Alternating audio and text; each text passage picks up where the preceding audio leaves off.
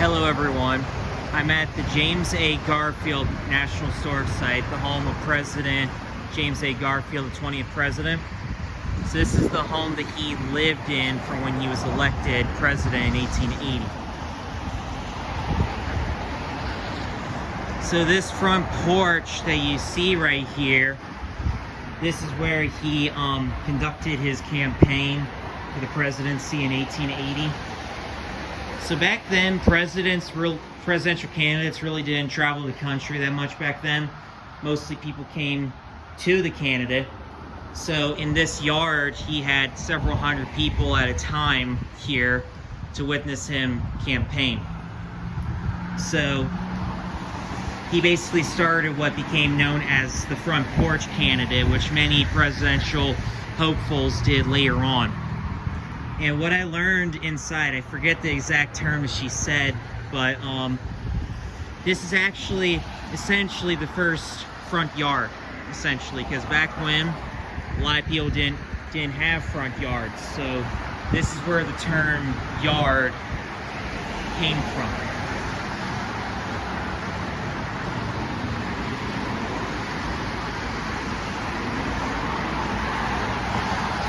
Oh, an interesting fact that I learned here was he loved to read.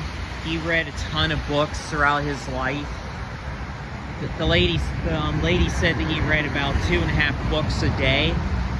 Because of his love of reading, he kind of was the first president to kind of have a presidential library. There's a library on the inside that has all of his books.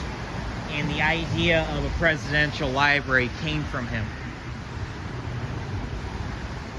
And notice how this half of the house looks different from this half. It used to be just a farmhouse that started about here. It was just this side of the building. His family had a lot of the house added on over time.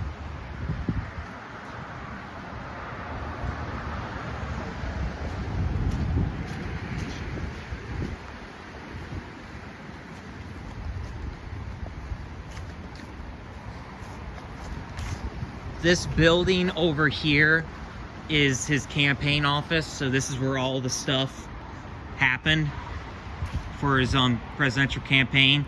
This is where he got like a lot of letters from people. This is where he came up with campaign statements and so on and so forth.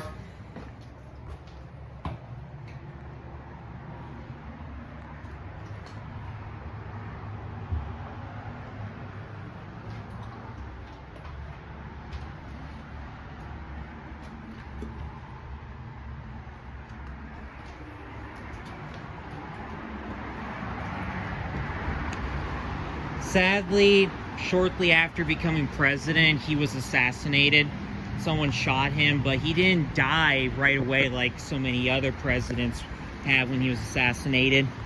He was only president for 88 days, so he spent a lot of it, being shot and stuff like that. So he basically died from how the doctors handled him, because back then they didn't have like cleanliness like they do today.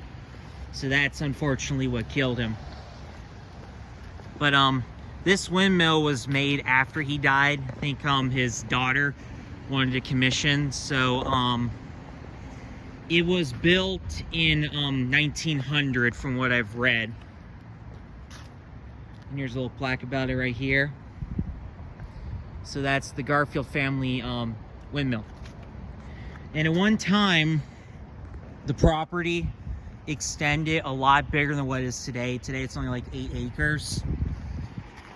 One time, the area over there, and all the way back that way belonged to the Garfields. But after he died, his family sold off a lot of the property, and today it's only 8 acres.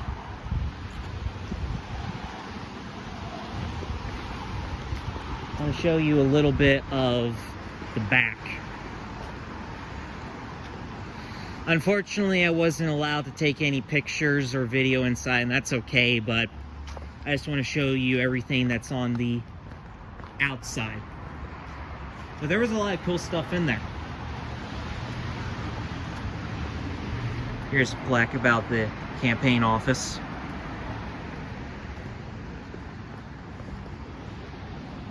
Here's the back of the building. You know what's interesting is this building actually has 2.5 floors. So like there's a second floor that's kind of a little bit lower, and there's a second floor that's kind of higher. When the tour guide told us about that, I was like, 2.5 floors?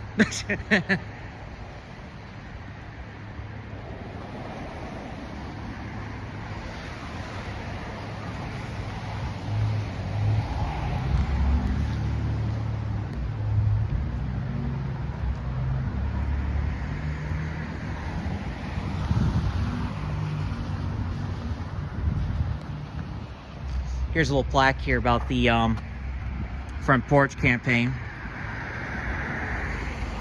But yeah, if you're interested in Ohio history, presidential history, or just history in general, or if you're interested in like Victorian era houses and stuff like that, this would definitely be a cool place to check out. So it's, once again, it's the James A. Garfield National Historic Site, and it's in Mentor, Ohio.